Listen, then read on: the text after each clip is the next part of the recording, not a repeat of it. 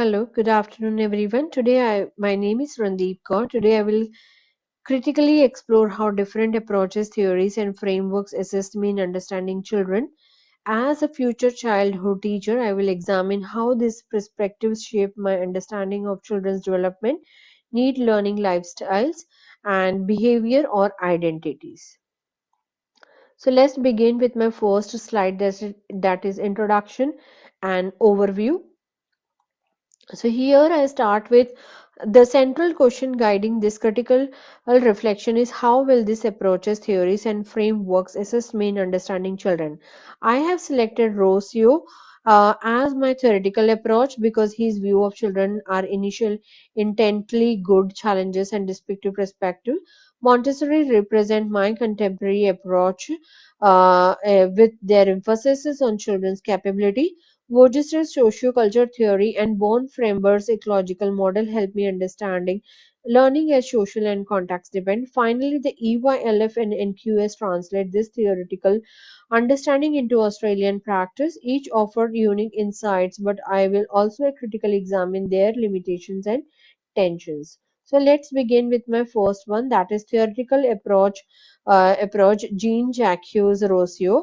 So Rousseau's philosophy helped me understand children's development as occurring in distinct stages, requiring different educational approaches. What appropriate for a toddler differs fundamentally from what suits in 5 years old. This influence how I will explain developmentally appropriate experience regarding children's need. Rousseau teach me that the children need freedom to explore, not constant adult direction. When I understand children's behavior, Roses challenged me to question whether misbehavior reflects the child's problem or adult expectation that conflict natural development. Moving further, I will explain about the contemporary approach by Maria Montessori. So, Montessori helps me understand children's development as a self-directed.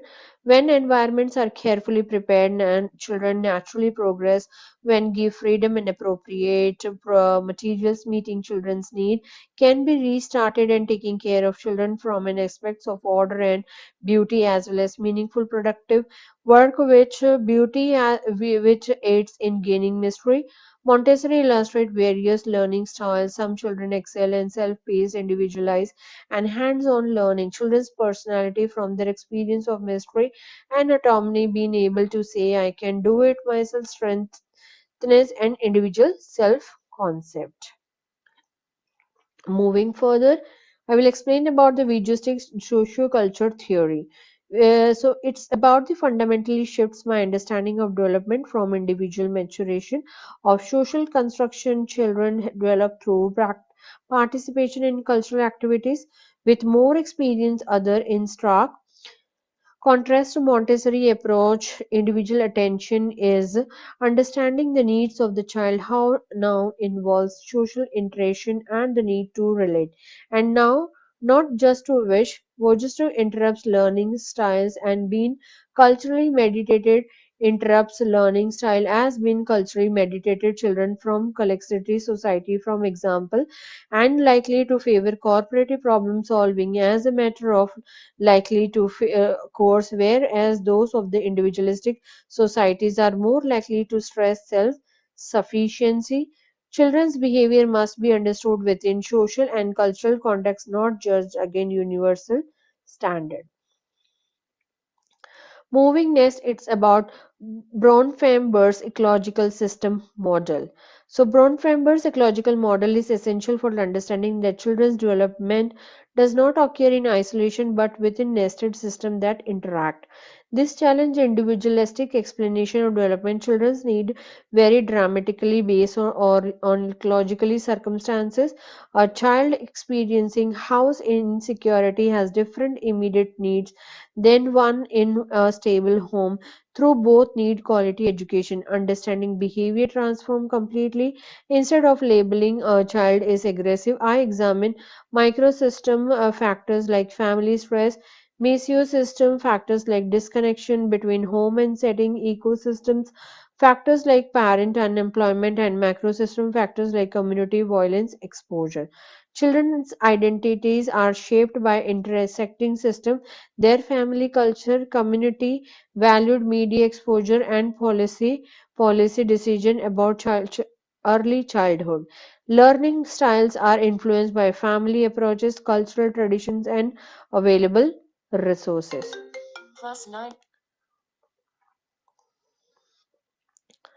Early Year Learning Framework EYLF. The EYLF synthesis theoretical understanding into Australian practice. It's helped me understand development as holistic and non-linear. Not all children follow identical pathways, and development in one area influence other.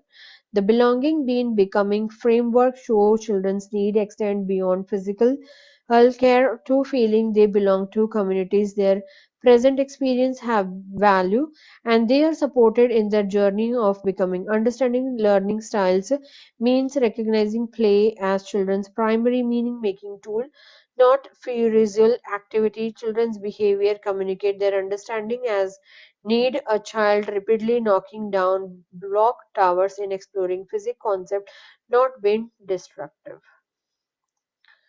So moving now next is about the national quality standard. It is about NQS. It is all about the seven quality areas, understanding and the connection. So NQS help me understand that supporting children development require more good intention. It demands quality across all areas. Children's need for safety must be met before learning can occur. Reflecting attachment theory, secure based concept, quality physical environment, Montessori prepared environment, and Reggio Emilia environment as third teacher understanding children's behavior and identities requires recognizing how quality relationship with educators and families shape their experience and sense of ELF. The NQS is practical in its application. Moving further, it is all about the critical analysis, understanding children's dementia. Keeping all this new viewpoint in mind, I understand now that the growth is context, demand, and holistic, shaped by biological, social, and cultural factors that interact in complex way and is not a simply linear route all children take in the same way. It is the case that children need much more than physical care, emotional security, social and cultural connection, cognitive challenges, or feeling of agencies, and much more, all paramount. As for learning style, I appreciate that the social learning is more important as Majestic pointed out, but also that the Montessori, some children flourish with independent, self directed activities. Both are true. And the last one is about synthesis, interconnections, and complementary insights. These approaches complement rather than the contradict each other. Rosius and the EYLF both insist childhood has instructing value and children deserve developmentally appropriate experiences. Montessori and Rosius share faith in children's capability when given freedom and appropriate environments. Logistic, the EYLF and NQS quality area 5 all emphasis that relationships are central to area 5. All emphasis that relation and learning children do not develop the isolation. Bronfambers NQS as quality area 6 and the EYLF all recognize that context matter profoundly and partnership with families are essential. And the last one is about the conclusion impact on my future practice and ECT. As an early childhood teacher, I will observe children carefully to understand that ZPD, interest, cultural context, and logical system.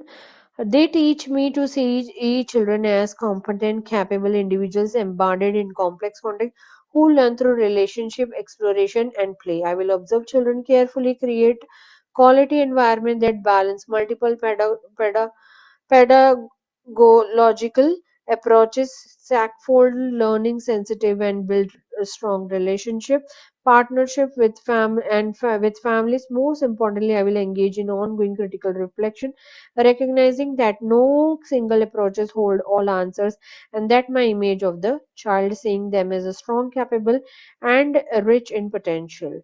I am committed to adapting these theories throughout fully to serve each unique child and family. Thank you. And I'm going to end my presentation with a few references and the links mentioned in this slide. Thank you.